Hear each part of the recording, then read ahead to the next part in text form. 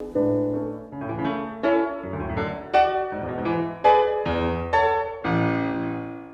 estamos de volta com Impressões de hoje, recebendo o deputado estadual Dr. Romualdo. Estamos falando um pouquinho sobre carreira médica, carreira política. E o senhor continua atuando na medicina, Dr. Romualdo? Continuo sim. Né?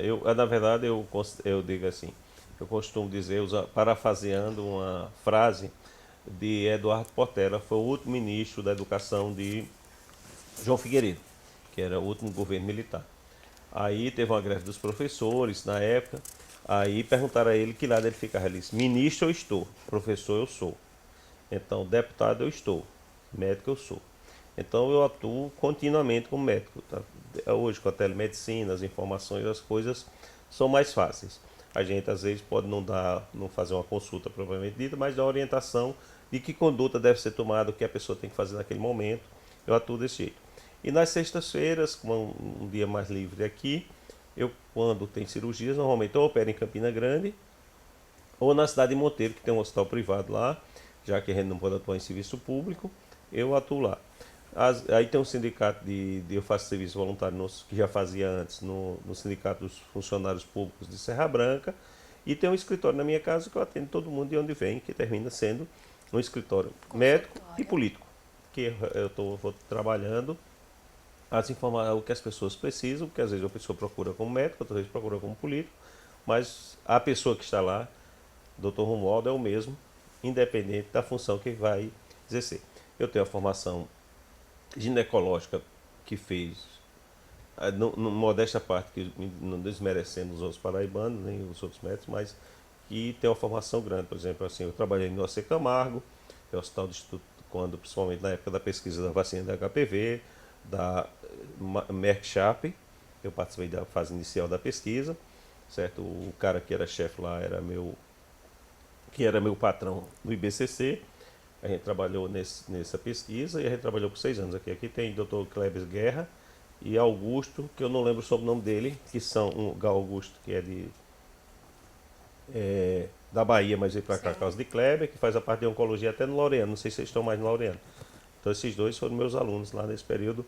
Marina Patriota fazia estágio no mesmo tempo que eu estava no IBCC, só na parte de cirurgia ginecológica. Ela fez mamária lá, que é casada com o Dr. Wagner, que é um exímio cirurgião plástico, que foi aluno de outro amigo meu chamado Dr. Jason, e sempre elogiou-lo como um dos melhores. É tanto que ele fez as provas de título e foi sempre os melhores. Então, um histórico médico muito consolidado e respeitado, não é, doutor Romualdo? E isso certamente lhe fez chegar à Assembleia Legislativa da Paraíba. E uma pergunta é saber como é que o senhor via antes a Assembleia da Paraíba e como é que o senhor vê hoje como parlamentar do Estado? Olha, eu não. É assim, eu tenho uma característica minha, eu não sou muito fantasioso. Eu trabalho com a realidade que eu sei. Sei que como deputado não poderia muito. A gente vem aqui para fiscalizar o que o governo faz e dar sugestão do que a sociedade precisa. Então eu posso dar sugestão, tem sugestões que o governo vai aceitar, tem sugestões que o governo não vai aceitar, tem sugestões que a gente dá, às vezes não é viável para você dar, mas você conversa com um colega e ele dá a sugestão. Porque o mais importante para mim é que a Assembleia colabore para que a sociedade da Paraíba viva melhor. Isso só surge a partir de ideias, de confrontos de ideias e discussões entre amigos ou entre correligionários ou até adversários, e a gente chega a um ponto, uma ideia próxima do que precisa ser feito. Às vezes não faz o ideal que você sonha, mas faz mais do que se você não estivesse ali, porque às vezes aquela ideia não existia se você não estivesse presente. E contribui muito a sua experiência de prefeito que o senhor já teve, não é? Então, aqui na Assembleia Legislativa existem as comissões parlamentares. O senhor já faz parte de algumas? Faça da saúde, que é a mais intensa que eu atuo. E tem outras que eu sou suplente, sou presente, mas essa é a mais intensa que a gente trabalha. Tem frentes parlamentares, por exemplo, do uso adequado do sistema público de saúde, que a gente é uma representação parlamentar, que chama, né? Frente parlamentar, a gente está presente nela. Tem a frente das águas, que a gente está presente também, certo? E tem a comissão de meio ambiente, que a gente está presente também na Assembleia. Então a gente vai atuando e tem umas que eu sou só suplente. Mas se alguém faltar, a gente comparece e então a gente atua. Na saúde é o que mais dedico mais, porque eu tenho experiência. De meio ambiente também. que é uma área que me interessa muito, porque a gente tem fatores novos na Paraíba sobre o meio ambiente, que é a questão da transposição, que Sim. é um fator novo que ninguém tinha, há 10 anos ninguém nem falava nisso. Doutor, retomando a questão da Comissão do Meio Ambiente, como é que o senhor vê a questão do alargamento da orla da capital? Ó, o alagamento da orla só tem um problema que a gente não sabe ver as motivações. Por exemplo, é muito importante o alagamento da orla na Ponta dos Seixas. Ali seria um assunto interessante, porque é o ponto mais oriental das Américas e que hoje o mar vem invadindo, tomando o espaço que era da terra, do solo, da Ponta dos Seixas. O outro ponto eu questiono, eu tenho medo, por isso que eu não sei o que é que vem por trás, porque João Pessoa hoje é uma das capitais brasileiras mais solicitadas. Ela tem uma lei que, por sinal, é da minha idade, que impede construção na orla marítima. Isso fez de João Pessoa se tornar uma cidade muito agradável, uma cidade diferenciada dos outros. Você vai para Maceió, o mar, a pessoa que mora a 150 metros do mar, ele não tem acesso a vento, não tem a brisa, porque fizeram um paredão de prédios que impede que ela passe. Se você vai em Fortaleza, do mesmo jeito. Se vai em Natal, se vai em Recife, e isso João Pessoa não tem. Então João Pessoa teve uma área que fez buscar, eu até imaginava, se eu fosse governador do estado, eu ia procurar junto com a Assembleia criar um incentivo para quem fosse, por exemplo, aposentados, comprasse apartamento aqui, isentar de IPTU, diminuir o IPTU, dar uma gratificação. Para quê? Para incentivar o que Miami foi no passado. O turismo, as pessoas vêm morar aqui pela qualidade de vida, pessoas que tivessem um poder aquisitivo até melhor, porque são os idosos, as pessoas aposentadas do Centro-Sul, que pegariam um clima estável, numa cidade plana, uma cidade que deu ainda está no tamanho ideal de se ver, está já passando o limite, que é em torno de 1 milhão de habitantes, a cidade deve ter 200 a 1 milhão de habitantes, que oferece todas as condições do ser humano sobreviver melhor. Mas o alargamento que eu vejo é isso, o risco, e depois que fizeram o alargamento, o distanciamento, que era a água, a orla, para as construções de prédios, as pessoas aproximar os prédios mais da orla. Então isso pode ser um risco grande, porque alguém vai dizer, não, mas a distância é tanto da orla, a orla agora está a quantos metros, não pode ser construída aqui. E isso é o risco. A natureza não entende isso, né? Hein? A natureza não entende. A natureza não entende, mas as pessoas que querem construir entendem, não. Eles fazem de propósito para isso aqui, certo? Aí a gente trabalhando, vendo aqui, por exemplo, eu estive em Brasília agora e tivemos um prazer muito grande, por exemplo, de você conhecer o estado e sua região. Eu, por exemplo, estive em Brasília e a BR-412, que liga a Praça do Meio do Mundo, a divisa do Paraíba com Pernambuco, depois de Monteiro, precisa ser recapeada. Mas as pessoas que estavam aqui, passaram deputados, coisas, ninguém nunca alertou. Com o governo anterior também não tinha muito acesso, ninguém daqui. E a gente falou com o ministro do Transporte, intermediado pelo senador veneziano, e, por exemplo, a gente conseguiu ser liberado mais de 40 milhões para o recapeamento dessa BR-412. Então, isso é a diferença que eu posso fazer, que é a ideia de conhecer a região, ser da região e saber das necessidades. Entendi, doutor Romualdo. A questão também das suas de leis, de projetos de leis, o senhor já tem alguma expectativa em relação a isso? Tem, a expectativa que a gente tem era até da integração das bacias, de fomentar leis, ou pelo menos cobrar do governo, que a lei não é lei. O que a gente tem que fazer é o que fomentar o governo para a água que chegou à transposição interligar outras bacias, como a bacia do Rio Sucuru, do Taperoá, do outro lado do Rio Espinho, e beneficiar cada vez mais gente e tornar a qualidade de vida do Cariri e da Paraíba melhor.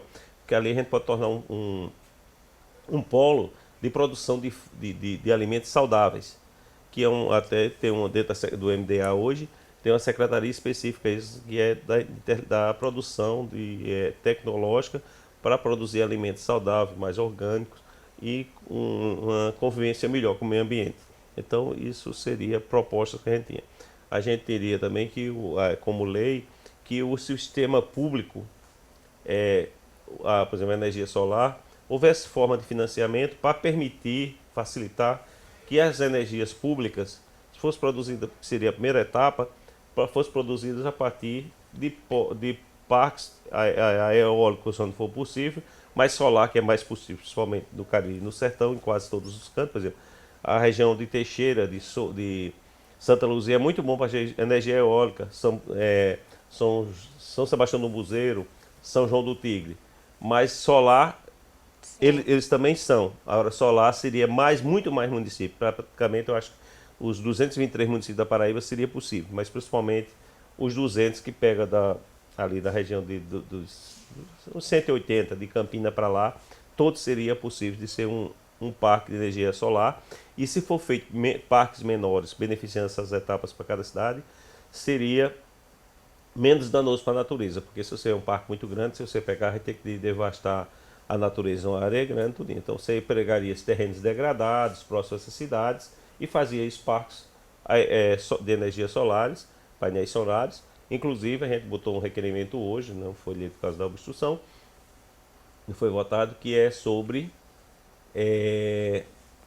o governo zerar a energia solar no estado, como o governo federal fez, os impostos da energia solar, para incentivar cada vez mais as pessoas a produzirem essa fonte de energia limpa. O senhor acredita que esse seja o caminho para a qualidade de vida e a diminuição da economia em massa no estado, é isso?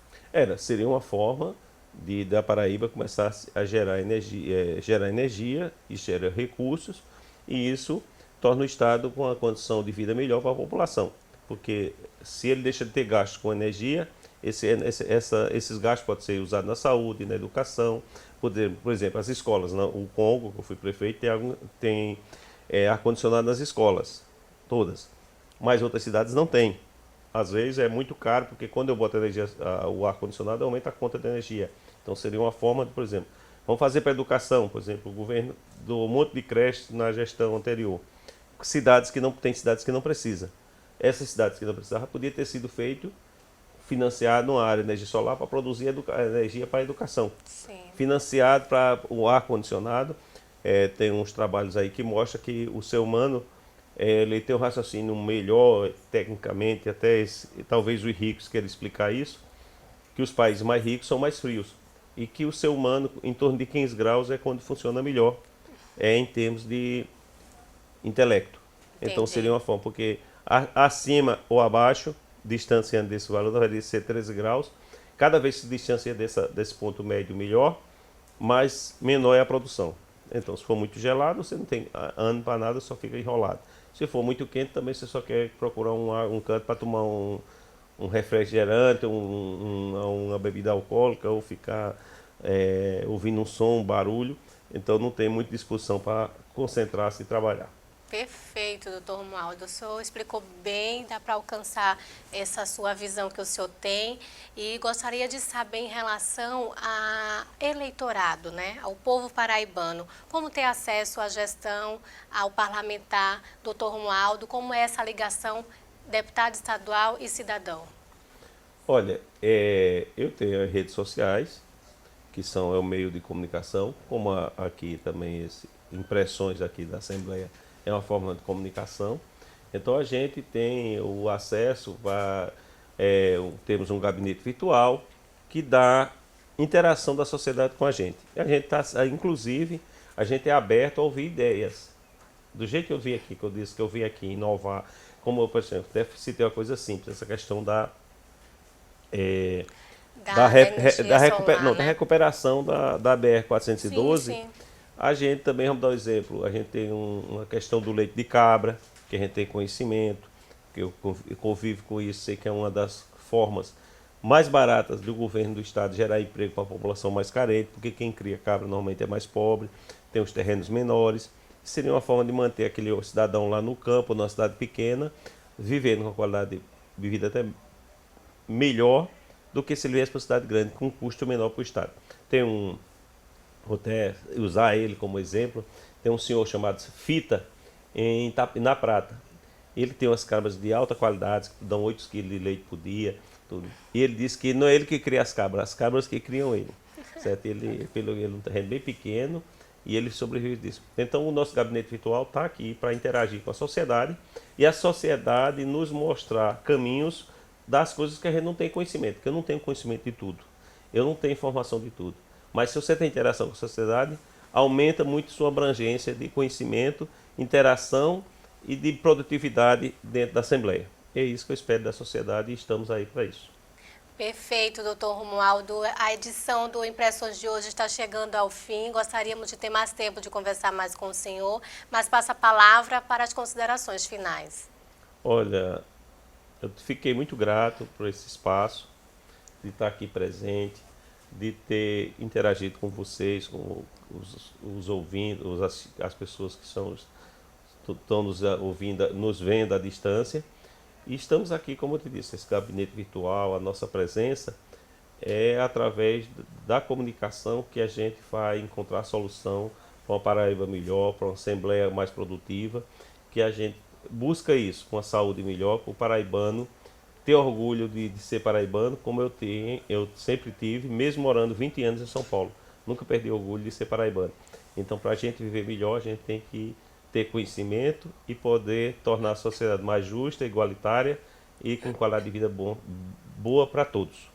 Perfeito, doutor Romualdo. Nós que fazemos a TV da Assembleia agradecemos pela sua participação. Continue conosco pelo canal da TV da Assembleia 8.2 e também pelo canal do YouTube. Até a nossa próxima edição.